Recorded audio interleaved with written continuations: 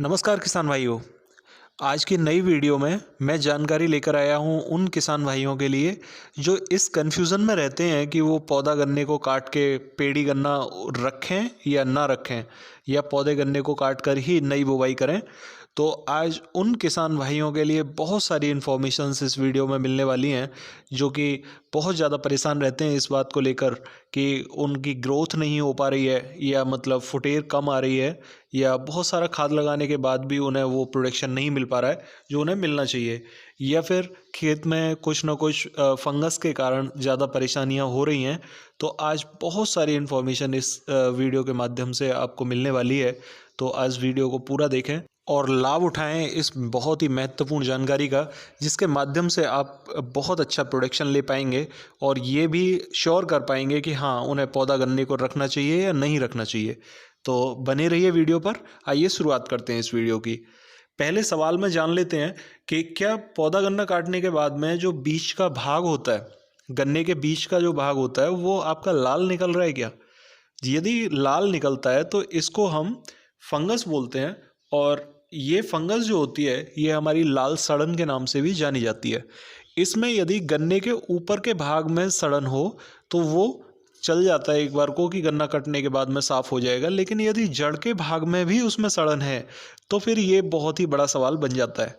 तो किसान भाइयों, यदि आपके खेत में सड़न है तो उसके लिए आपको बहुत ही अच्छा इंतज़ाम ये करना होगा कि उसके लिए आप कॉपर ऑक्सीक्लोराइड लें 50% में, और इसमें वैलिडामाइसिन मिलाएं 250 ग्राम, और इसमें 200 लीटर पानी के साथ मिलाकर इसे स्प्रे करें।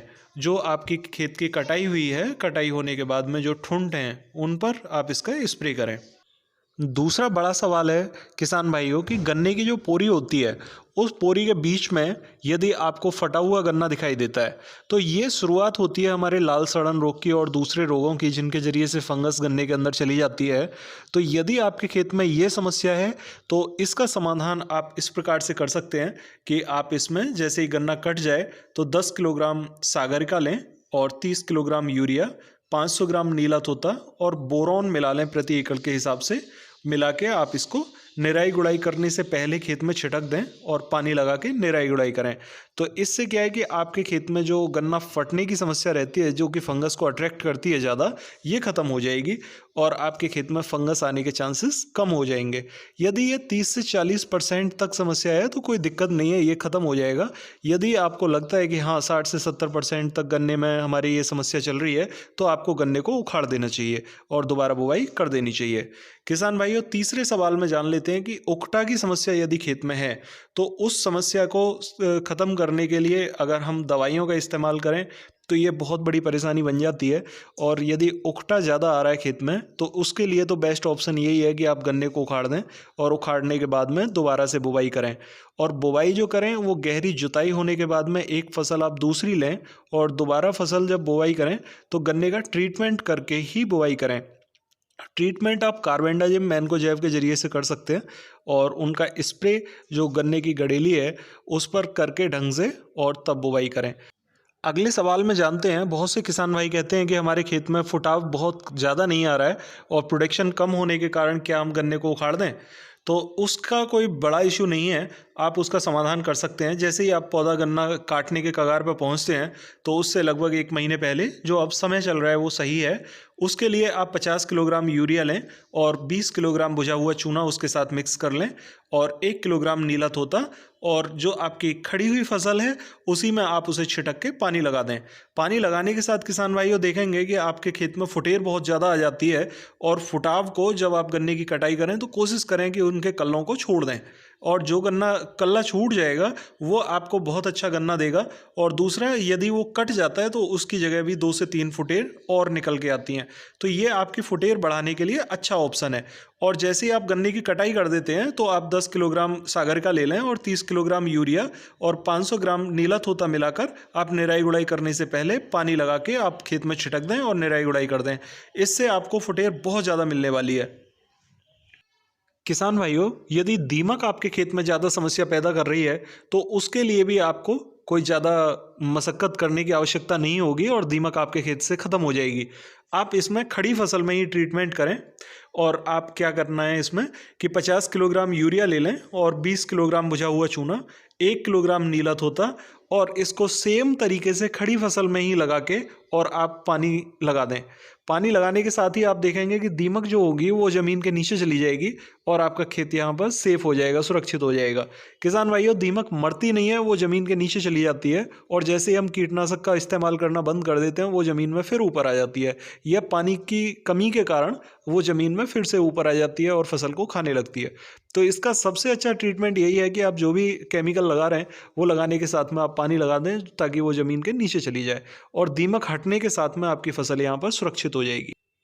किसान भाइयों, ये अगला सवाल बहुत सारे किसान भाइयों का रहता है कि फसल में हम खाद भी लगाते हैं और उस तरीके से ग्रोथ नहीं हो पाती। यदि ये समस्या आप भी झेल रहे हैं तो इसके लिए आपको क्या करना है कि जैसे ही गन्ने की कटाई हो जाए, गन्ने की कटाई होने के बाद में आप इसके लिए 10 किलोग्राम सागरिका लें, 30 किलोग्राम यूरिया और 500 ग्राम नीला तोता और 1 किलो पूरा लेना है आपको कॉपर ऑक्सीक्लोराइड। आप ये साल्ट को एक साथ मिक्स करके और खेत में छिटक दें पानी लगाने के बाद में, और छिटकने के साथ ही आप उसकी निराई गुड़ाई कर दें ताकि खेत में जो भी फंगस की समस्या रहती है वो इससे ख़त्म हो जाएगी और आपको ग्रोथ अच्छी देखने को मिलेगी, फुटाव अच्छा आ जाएगा। और उसके बाद में जैसे ही आप पानी लगाएं, पानी लगाने के बाद में आप इसमें 19-19-19 और करीब करीब 1 किलोग्राम ह्यूमिक एसिड और 250 ml लैम्डा ले लें। ये तीनों साल्ट मिला के आप स्प्रे कर दें, आपको कोई समस्या नहीं आएगी, आपकी ग्रोथ बहुत अच्छी होगी। इससे आपको पूरा समाधान मिलेगा। किसान भाइयों, आप जानते हैं कि आपको गन्ने को पलटना चाहिए या नहीं पलटना चाहिए। तो सबसे पहले सवाल में हमारा यही सवाल था कि यदि लाल सड़न रोग खेत में आपके 50% से ज़्यादा है तो आप गन्ने को पलट दें। और दूसरा है, यदि आपको गांठें खेत में ज़्यादा हो रखी हैं और उसके अंदर बीच में गन्ने में दरार है तो आप उसका ट्रीटमेंट आसानी से कर सकते हैं, इसमें आपको गन्ने को पलटने की ज़रूरत नहीं है। उकठा की समस्या यदि है तो आप गन्ने को पलट दें।